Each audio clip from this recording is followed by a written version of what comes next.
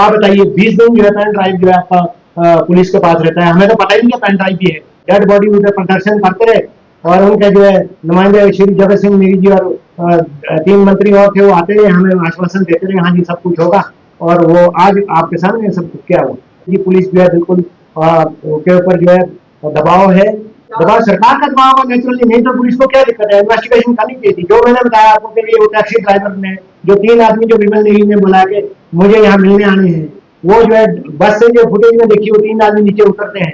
फिर उसके बाद आगे क्या काम किया, उसको ढूंढने की कोशिश की, हमें तो कुछ नहीं बताया। या आपने क्या पाया उसमें, हमें तो उल्टा जो है जब स्पॉट पर जब डेड बॉडी मिली तो हमारे जो परिवार के लोग जो वहां उसको भाई हमें वहां ले चलो, हमारे को तो पुलिस अधिकारी ने ये बोला कि हुआ आप लोग वहां जा नहीं सकते कि बहुत दूर है वो, तो ये है 15 मिनट नहीं लगते अभी ये जो है जब वहां अपने पूजा करवा के उस जगह में इनके बड़े भाई ये भी चर्चा जो अपने माननीय वहाँ के जो स्थानीय विधायक हैं, बहुत ही अपने आजकल जो है सुप्रसिद्ध मंत्री जी श्री जगत सिंह नेगी जी, भाई भारत आप तो आ जाते भैया वहां उसके नाते, एक ट्राइबल के नाते, अगर आप जो है सच्चाई है तो मुख्यमंत्री जी आपको क्या क्या दिक्कत है सीबीआई में देने में, आप दे दो भी। विमल नेगी जी के जो केस में अभी तक जो घटनाएं घटी है या जो भी प्रोग्रेस है उसके बारे में मैं आपको कुछ चंद बातें बताना चाहूंगा। 18 मार्च को जब विमल नेगी जी की गोविंद सागर में उनकी जो है क्या कहते हैं डेड बॉडी मिलती है,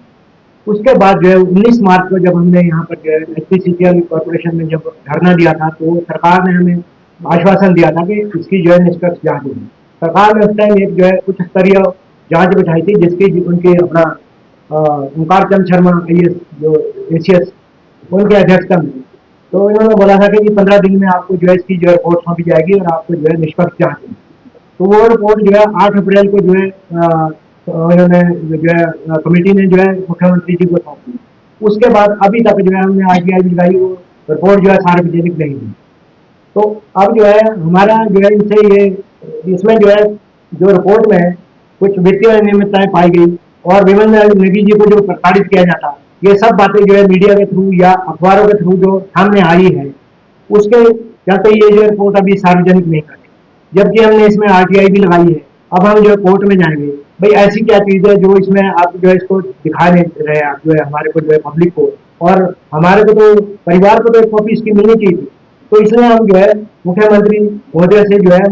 अनुरोध करते हैं कि भाई रिपोर्ट को जो है सार्वजनिक किया जाए। उसके बाद जो है जो स्वर्गीय विमल नेगी जी की जो पत्नी है श्रीमती किरण नेगी जी, इनकी जो है वो जो टैक्सी ड्राइवर जो विमल नेगी जी को यहाँ से लेके गया है, बराड़ी मोड़ में जब छोड़ता है तो उनको उसने बोला कि जी 2 आदमी जो मेरे चंडीगढ़ से आने वाले हैं और यहाँ पर जो मैंने उनसे मिलना है। तो वो जो 3 आदमी बस से जो है उसमें सीसीटीवी फुटेज में उतरते हुए देखे गए,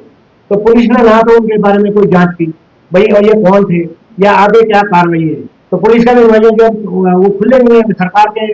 दबाव में है। उसके बाद जो लास्ट जो सीसीटीवी फुटेज है वो 10 मार्च जो है अपना 2025 की जो है भुमारवी जो अपना बस स्टैंड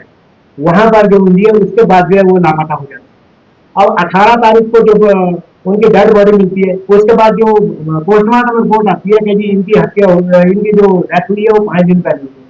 तो अब हमारा एक और सवाल है कि 10 तारीख से लेकर 13 तारीख के बाद ये बीच में पुलिस ने क्या एक्शन लिया, क्या जांच की, कि कहाँ वो विमल नेगी जो इन 3 दिनों कहाँ थे जब इनके जो है अपना जो मृत्यु से पूर्व। वो तो जो भविष्य के लिए हम अपने जनजाति समाज के लिए एक ऐसी विचारधारा को जन्म दे करके लोगों के बीच में लेकर के जाना चाहते हैं, ताकि हमारे लोग का अपने आप को ये इस तरीके से आज के लोग अब डर रहे हैं, हमारे लोग डर रहे हैं, उनको कई किस्म के यहाँ की इस प्रदेश के अंदर भी प्रशासन के अंदर हमारे लोगों को कई ऐसी चीजें सामने आती जो कहीं ना कहीं जीतने के लिए उनको परेशान किया जा रहा है, कहीं ना कहीं उनको प्रताड़ित किया जा रहा है। तो अब हम उन लोगों को ये संदेश देना चाहते हैं कि आप अकेले नहीं हैं, आप देश सेवा में ईमानदारी से जुटे रहिए। हमारा जो गौरवशाली परंपरा रही है देवभूमि हिमाचल का, देवभूमि किन्नौर का, उस परंपरा को उस परंपरा से प्रेरणा लेकर के अपने बुजुर्गों का जो आपका आशीर्वाद है उसको लेकर के आगे बढ़ते रहिए। आपके पीछे बहुत बड़ा नौजवान युवा शक्ति और ऐसे विचारवान लोगों का एक बहुत बड़ा समूह आपके साथ खड़ा है जो आपके लिए आवाज उठाएगा। कल को अगर आपके साथ इस तरीके से कहीं भी कोई अन्याय होता है, किसी भी रूप में अन्याय होता है, तो विमल नेगी जनजातीय न्याय मंच ये पूरे देश के अंदर, प्रदेश के अंदर हम अपने लोगों के लिए एक मजबूत आवाज़ बन करके उनके पीड़ा के वक्त में, उनके तकलीफ के वक्त में, उनके परेशानी के वक्त में उनके साथ खड़े होकर के रहेंगे और उनके लिए काम करेंगे। इस जो एक नया एक कॉन्सेप्ट विमल नेगी जनजातीय न्याय मंच के नाम को दे करके आए हैं, तो ये आपके माध्यम से हम पूरे देश के अंदर, प्रदेश के अंदर सब लोगों तक पहुंचाना आज के कार्यक्रम का एक मकसद ये है। और इसके साथ ही आप में से बहुत ऐसे लोगों को कुछ विमल नेगी जी के मामले में कुछ ऐसे ऐसे इश्यूज हैं, उस पर भी आपके मन में स्वाभाविक रूप से प्रश्न होगा। तो मैं तो अपनी जो विमल नेगी जी के मामा जी हैं यहाँ पर, राजेंद्र सिंह जी, ये रिटायर्ड कैप्टन हैं, तो इनसे अर्ज करूँगा कि वो आपके लिए मुखातिब होकर के कुछ अपनी बातें जो इस मामले में इन्होंने जो महसूस किया है वो सब बातें आपसे साझा करें, ताकि ये एक सच्चाई जो है, जो परिस्थितियाँ आज विमल नेगी जी के परिवार के साथ, उनके रिश्तेदारों के साथ,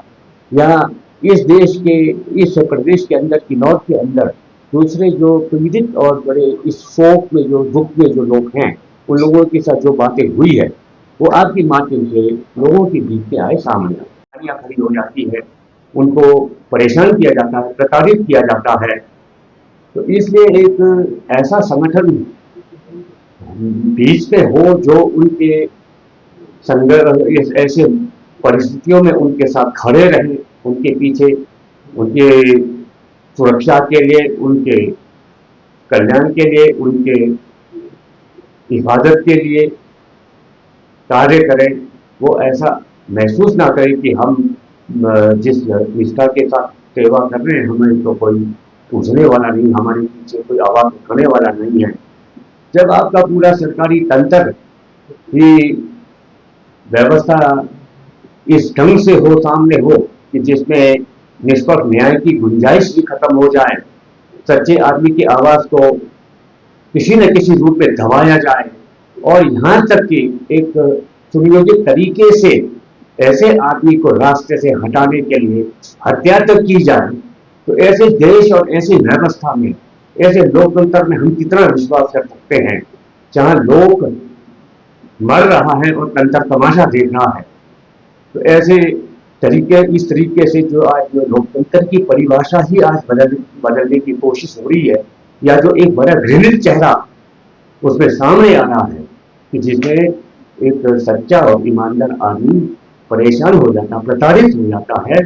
तो ऐसे समय में एक मानवतावादी दृष्टिकोण के साथ ऐसा एक विचारधारा, ऐसी एक शक्ति साथ में खड़ा हो कि ऐसे लोग अपने आप को असहाय महसूस ना करें, और उनके साथ जो अन्याय जब भी होगा, जैसा भी हो, जिन हालातों में वो होगा, तो उसके पीछे इस तरीके से जो न्याय मंच जैसी जो संस्थाएं हैं, वो अपने लोगों के लिए काम करें, उनके लिए, उनकी हिफाजत के लिए, उनके साथ जो तो उनके खड़े होकर के काम करें, उनकी सुरक्षा के लिए काम करें। तो इसके लिए ये न्याय मंच का पूरे हिमाचल के अंदर इसका ये तो